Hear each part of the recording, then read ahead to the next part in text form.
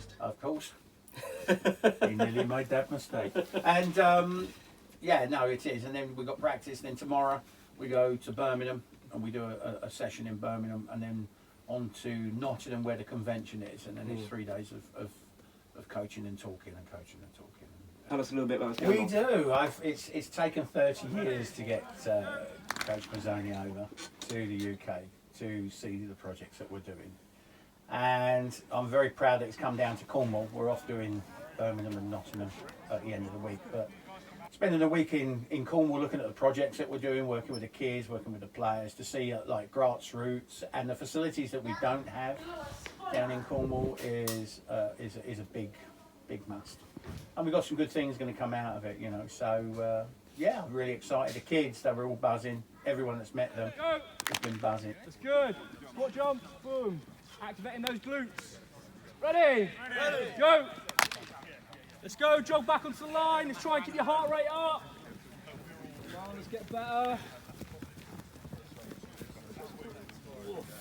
So good. Go.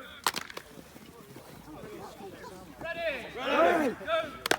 Don't worry about talking. Let's get back to the line, guys. Come on. Ready? Ready. Ready. Ready. Go.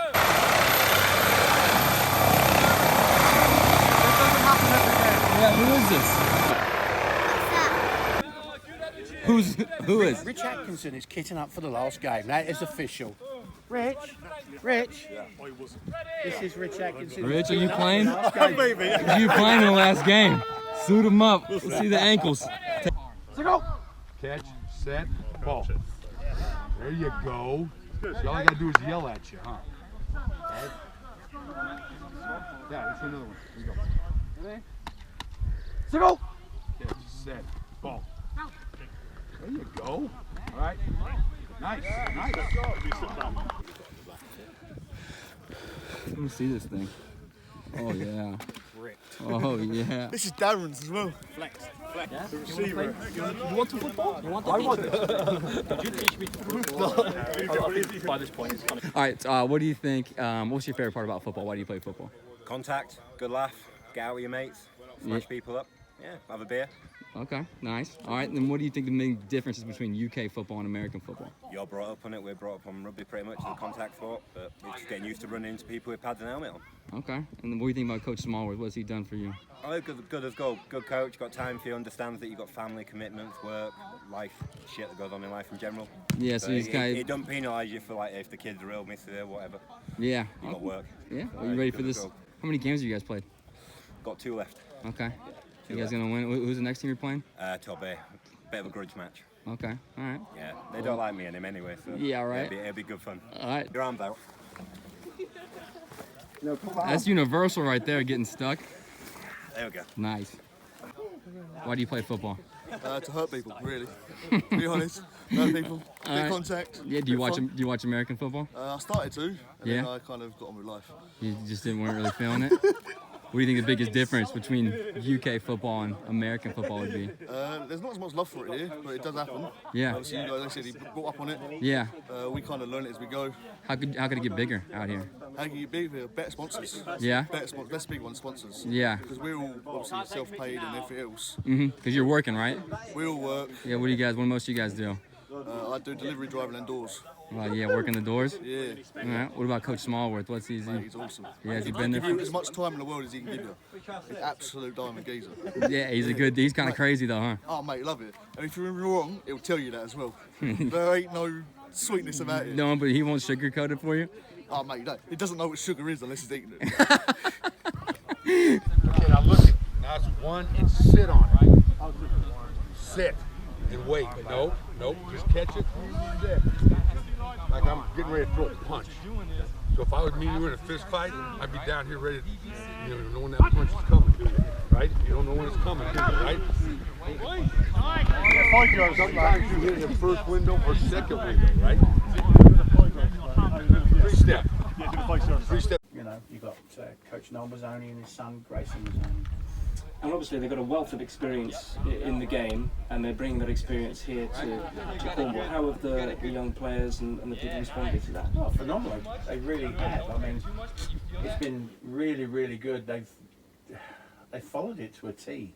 And you could see the enthusiasm and the self-belief with some of these kids grow during the sessions. And yeah, it's really, really good. It's good for the sport, for Cornwall. It's good for the kids, which is the main thing. Noel Mazzoni's with us now. Where'd you go back? Tell us where you first met, how this connection started. I think I'd let him say that. Yeah, I contacted them a few years ago, and I got the invite. Well, 21 days later, boom, I was on his sofa. So we stayed friends ever since. Nigel, it's okay. I'm thinking of your son. That's okay. Yeah. Elliot? Yeah, I'm better looking. Yeah, That's okay. he looks like it, man. So he's taking the line. Overload over there. You come across, or someone over here has got to go back and replace the safety, or vice versa. All you guys got to rotate out with the running back. Yeah, to get far side. Yeah. Hey Nigel, yeah, just wanted to hear more about your son's story, kind of where he came from, being a UK legend and going on to play in college. Okay, well, if I start from, I guess, from the beginning, it was kind of a bit of a fortuitous thing. We had an American team come over playing rugby, back in about 2007, 2008. And Elliot at the time was about 13 years old. He hooked up with these guys, was on the tour with them a little bit, and he kept friends with a guy called Chase Baker. Chase ended up going from where he was in California to Boise State. Elliot also started playing football at the time in his country, so he ended up sending some film out to Chase. And the guys at Boise State wanted to get Elliot to come over to have a look at him. So we flew out in 2010, 2011 for a camp, and Elliot was there for like a week, and Coach Peterson basically offered him a full ride. That's how he got over to the States, and that was kind of, I guess, the beginning of his story, as it were. Yeah, and how did he go at Boise? Did he, take time to earn playing? I think, he ended up signing his last 2 years that was there. Hill wanted to run, and Taysom Hill swallowed up by the Brit, Elliot Hoyt. I think he found the transition very hard, though, because I think being a British kid in an American sort of like culture, he found that initially hard. And also, I think because he found it physically hard too, because he was sort of a big kid, he dominated quite a bit in his country, but instead he found out that those skill sets needed to be enhanced. Not only was he big and strong, to be a much better player as well. So I think the old thing for him was really good. Yeah, did he think that playing over here, did he, feel prepared when he got over there? Were there things that were good? I think he did, because of my background, I played football in the States as well. Where'd you play? Well, I played at junior college in Chicago and 2 years at Akron High as well, so I'm an ex-Zip. Yeah, then you played past that as well? Yeah, I played past that. I played in the World League, which I guess is the NFL Europe of its day, but I played in the World League with London Monarchs. So we were the first World Bowl winners, so I played at the old Wembley Stadium, played games in the States as well, so I played at Giant Stadium, played in down in Birmingham, Alabama, Sacramento as well, so I played in a few stadiums over there. And I guess my background was such that I gave him some time and some training. So we spent a year before we actually went out to the camp. We spent a year with him working on his sprints, his starting, his working out, and his agility and stuff like that as well. So I think when he got to camp at Boise, he was more prepared as he could be. Yeah. The rest of it was down to him. He made the best opportunity, because in the end of the day, I think Coach Peterson wanted to see what he could do, and I think he's pressed enough with him to give him a full ride. To go to Boise State to a camp and get a full ride as a British kid, that's pretty big. Yeah, no, that's awesome, because you coach a little bit yourself, so you coach with Coach Smallworth, right? Yeah, I do, yeah. So I don't coach as much as I used to. I used to be a coach's DC. Because of my background now, I'm working quite a bit, but I do come down at times to help out with O&D line. I played O-line at college, and I played D-line as well, sort of in the pros. So to me, my coaching background is such that I've coached a lot of youth teams, and I coach basics is what you need to do, particularly with O&D alignment. So, for example, my coach at Akron was Hal Hunter, who's now coaching at the Giants, and my D-line coach at Monarchs was Coach Washburn, who for several years was at the Titans. So I think I've got a bit of a background behind coaching, and people I've coached me have been pretty good as well. Yeah, that's awesome. And then one last thing, Coach Smallworth, what do you think that he's done for football out here in the UK? I think with Coach we get with Coach's great enthusiasm, and he's got a lot of thoughts about what to do with the game. And I think he's been in the game for a long period of time. There's a lot of respect from a lot of coaches, a lot of players as well. And he's very enthusiastic. And he's also one very, very funny guy as well, as you know. He's hilarious.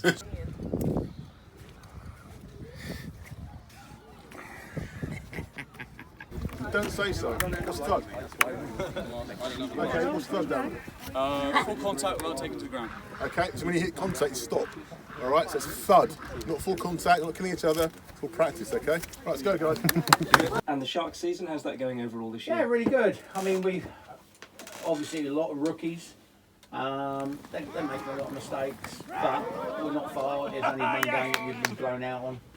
But, you know, we've had a lot of touchdowns disallowed, which is not very good, but, you know, we'd have beaten this team if we'd have had these 2 touchdowns. We'd have beaten, and that just goes, it's a learning process, and I say to the guys, just don't get down. And we have a ball. Hello. Tell me what I'm doing on stack that. You get a new football. You know the stack formation, didn't you? Fancy. What am I doing on stack that? So you know how to throw it? Yeah, with my left hand. Front guy's doing a slant, second guy's doing a V. No, front guy, you're doing a slant, yeah? So what am I doing on Let's stack go then, that? let's dial in, let's go. Stop. Yes. Stack. So is it a 3-yard stack or a 5-yard stack? Gone all.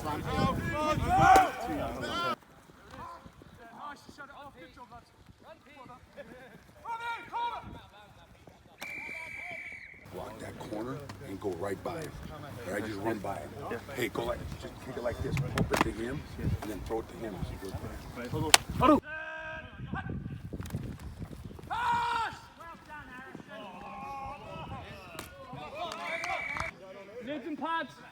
Lids and pads, keep your water on board. Running backs, down with. Now. Everybody now. Because it could be a critical play. Yeah. Not sure. The worst thing for defense back is not know what to do. Yeah. Yeah. So right. Just slow somewhere. Hit. You go here. Hit. You go hit. You go down. Hit. Hit. Hit. Hit. Hit. Ready. Break down. Hit. Hit. Hit it. Hit it. Hit. Nice job. The jacket, yeah, Captain America jacket. Here we go. Let me see that. That is good. Yeah. So you just love Captain America? Well,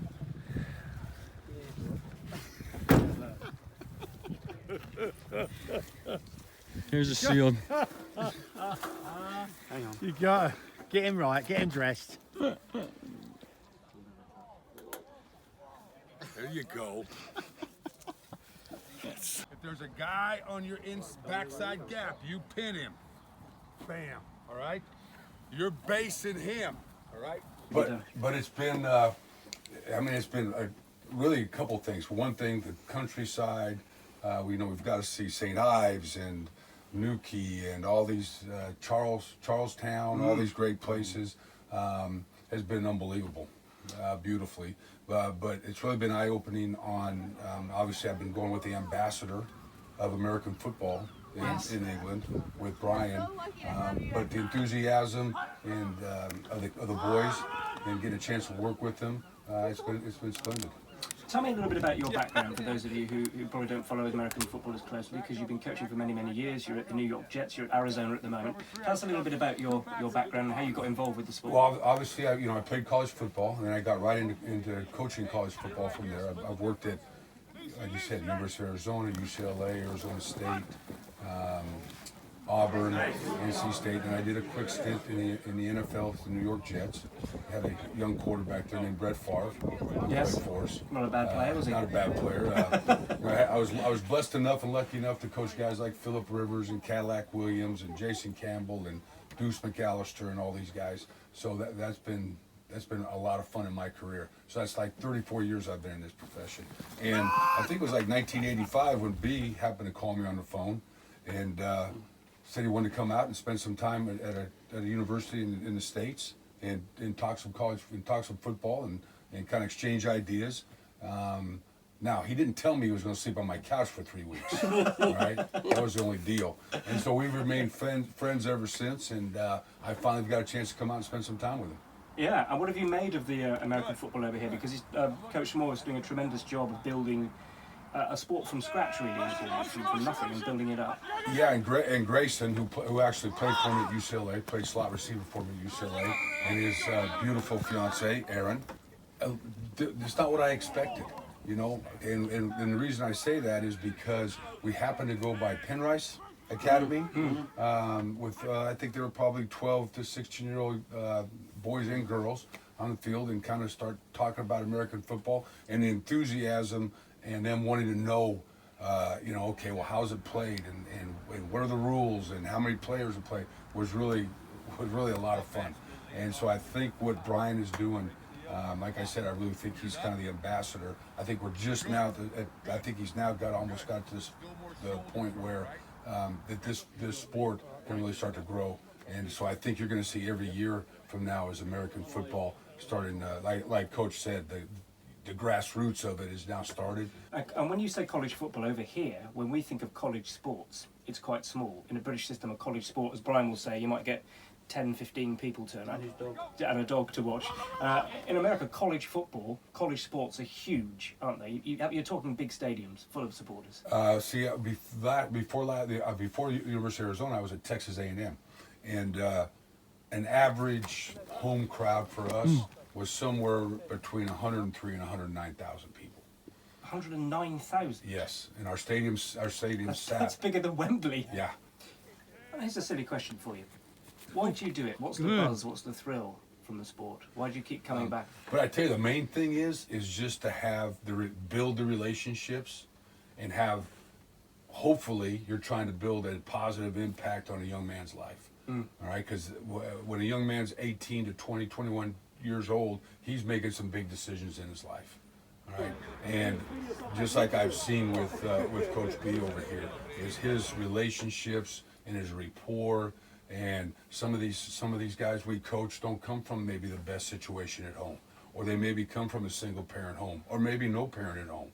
All right, and they grew up with not a lot, and all of a sudden they're thrust into this athletics, and they have a lot of other things getting thrown at them. So I think we're just hoping that we can kind of set them down the right path, so that they can have success.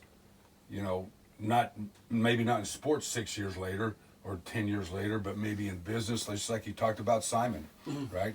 So you're trying to build that work ethic, you're trying to build the importance of relationships, you're trying to build all those things that hopefully that this guy's really contribute to society. Yeah, and when I first started covering the Cornwall Sharks, well, there wasn't one, actually. It didn't exist. And this guy's created an American football team from scratch. He's brought local players in from rugby, various other sports that we use, college sports. He's coached the whole team. He's built it from scratch. What do you make of the work that he's done here? Because we're in Cornwall. It's not the heartland for American football, in case you haven't I'll be honest. Like we've been talking on the phone and all that for years, right? And he tells me all this stuff, and I thought a little bit was BS. Okay, all right. But now, after getting a chance to spend the last week with him, and there's not very many places we walk into, right, that they don't know Coach B. Or a guy will come running up that had played for him and thank him. And so, like, I honestly believe this, all right? I mean, now I've seen it with my own eyes. He actually is as important and an ambassador to American football in the UK as probably anybody on this island. Do you guys call it an island? Yeah, it's an island. It's an island, It's an island.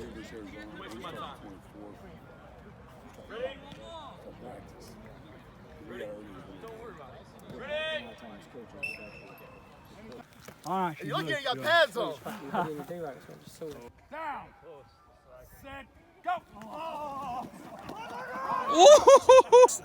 That as well, but it's more for the team. It's like I played rugby, and they only care about winning. Here, it's a family, and everyone looks out for each other. If you're struggling, you ask, they help you out. That's awesome. And what about Coach Smallworth? What has he done for you guys? He's great. He's brilliant, man. He's given us everything he can. It's just going out to like all parts of the country. He's trying to find stuff for us to use down here. Absolutely. The state of the pitch isn't the greatest, but right, we use what we can. Yeah. Well, yeah, great coach. He's done everything he can to help us, and it's just he loves doing it as well. Yeah. What do you think could kind of make the sport grow more out here? It's just getting out there, more publicity. Yeah, I guess so. We have the county team, but getting smaller club teams would get the sport more well known as well, like kind of like rugby. Yeah. Get more people playing it. Yeah. Get it out there. Coach is doing great with the interviews. Yeah. That's getting the name out there as well. There was a massive void. Everyone wanted to do American football. I was coaching at Bristol. I took them to a national championship, and then I decided I needed to do something in Cornwall, which I've done. We've been going 13 years. We've got an academy system. We are bringing kids through, and that is my main, that's what I really like doing, is to make sure that we've got youngsters that have got problems that can come to our training sessions and they feel safe, they can be confident, they can come, try, play, enjoy. That's what it's all about. Brilliant. Think about this, all right, receiver, all right? A drop ball hurts us, okay? That's your job. Your job is to get open and catch the football, all right? Quarterback, your job is not to allow sacks. Don't give me the, well, they didn't block the 5 technique. Fine, throw the son of a bitch away, right? So it's the whole thing about ownership, right? It's easy for me to say, well, he didn't do his job. No, we don't play that game. Every sport to me has tremendous benefits for a young man or woman because I think it teaches them a lot about work ethic, about accountability, about ownership, about all the things that you want to instill in your children, all right, and that they are going to want to instill in theirs. And it's also a lot of the attributes that when they move on from sports, and you want those same attributes with your own family, right? You want accountability with your family, you want ownership with your family, you want a great work ethic with your family, all right? And it's the same thing when you're in business, all right? You got to have those positive reinforcements for success.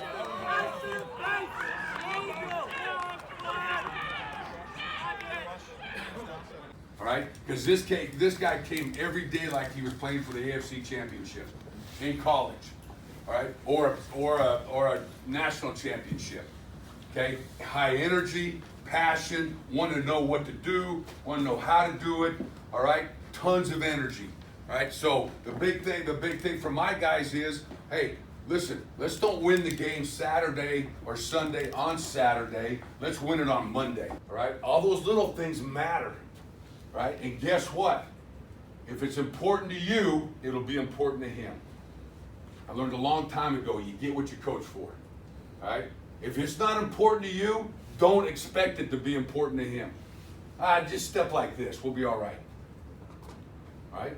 And that's what you're going to get. All right, what's up, man? All right, what's going on? You all right? Yeah, doing good. All right, so was just curious, what got you into playing football? How long have you been playing, and what kind of brought you to it? Okay, got bored of soccer. I've been playing for probably about 4 years now. Started as linebacker, moved to safety, then transitioned to running back. Played for 4 years. Got into it because I got bored of soccer, and I just love the sport of American football. Always watched the NFL, grew up watching it with my pops and my granddad, etc. So yeah. You played semi-pro soccer for a little bit, right? Yeah, played for the team called Birmingham over here in England, and then played semi-pro for probably about 10 years. Yeah, what do you like about football? Football, I think it's the family mentality. Like regardless of position and stuff, you always feel like you're part of a family, and no matter who comes down, everyone's made to feel welcome. There's a position for everyone, shape, size, etc. And there's just a good unity about it. The fact that you put your body on the line 24/7 when you're on the field, you know that your boys are doing the same for you. So it's that's nice. that. Yeah. Then how can you grow the sport out here? Grow the sport out here. I think there needs to be more investment from the national league. There needs to be more investment. Obviously, getting proper referees, etc. like that. I don't know. Maybe like. Clubs-wise, I think they could change the system so that there's more games throughout the year, run it more like a NFL type of structure where you're breaking up into divisions rather than tiered divisions. I think it'd be better like that as well. It would stop players from jumping from, I don't want to play Div 2 to jump into play, I want to play Prem. I think you get more quality players spread out rather than bunched up in the same divisions. And I think just advertising as well. I think advertising, the media, etc. Because obviously it used to be bigger back in the day, in the 80s. So I think the medium, but you got to give it selling points at the same time. So yeah. Slides. You would never slide that far. It's a drill. Right, here we go. So feel over here and then over there. Here we go. Set, go. Right there. Stop. All right. Now come on back. When I say stop, you can't move yourself back to the right spot. Right. You got to stay where you're at. Here we go. Go. Okay, here we go. What'd you see? You saw that when he went down inside, you saw that, see that fall like that? Too much weight transfer, right? Try it again. Here we go. Try one more time. Too much turn, right? Give me the pull. Don't move, right? Then the coach takes the pull like that, right? Too much turn, right? I'm going to tell Kellen here, listen, Kellen, all right, if we fly motion over here and they stay in coverage, all right, it's not man coverage, I want you to throw the option route right here to Christian, all right? If they go man coverage, I want you to take the one-on-one shot right there. So same thought process to him. He's got his own side and his man side.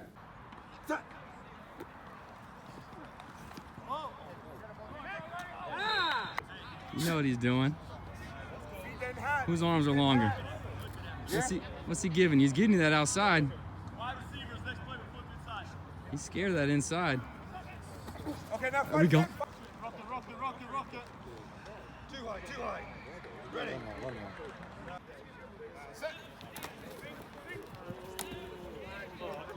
Many questions you Yeah. got? Well, I just want to, how do you know Brian? I played for Coach Brian for about 10 years now.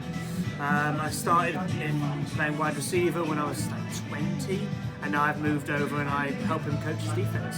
Oh, nice. So you're getting into coaching? Yeah, we had a DC at the start of the year and that didn't quite work out, so Brian and I have taken over. I call the plays for him, we put it all in nice and simple, just sort of bounce off each other, work quite well. Nice. And then so what do you think, Brian has done for the game of football just out here in the UK? Well, in the UK, his resume speaks for itself.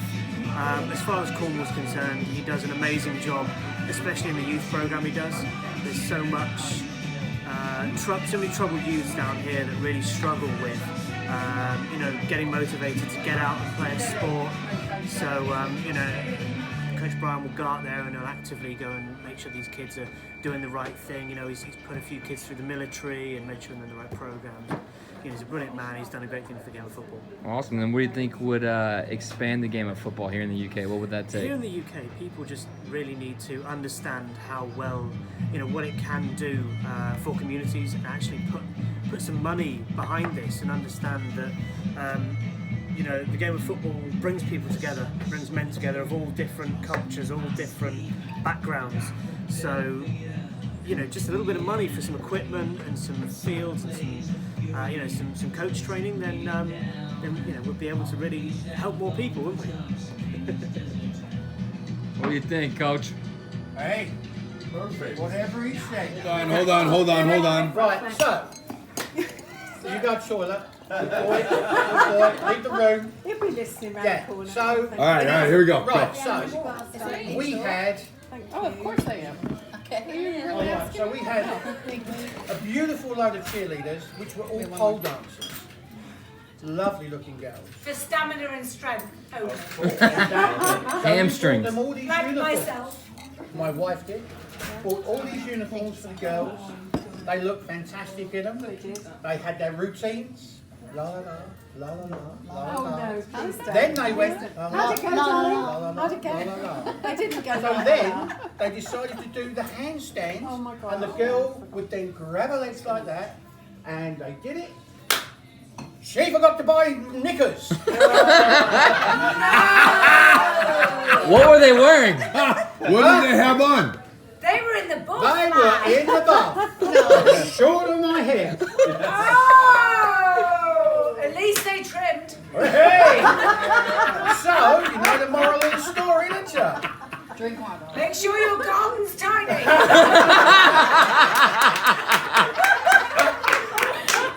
Is she part of the show? Yeah, Part of the show.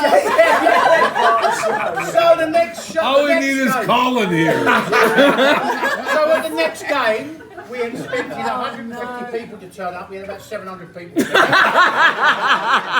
Sold out. All men. And they all had their own cameras, just in case. I'm a professional photographer.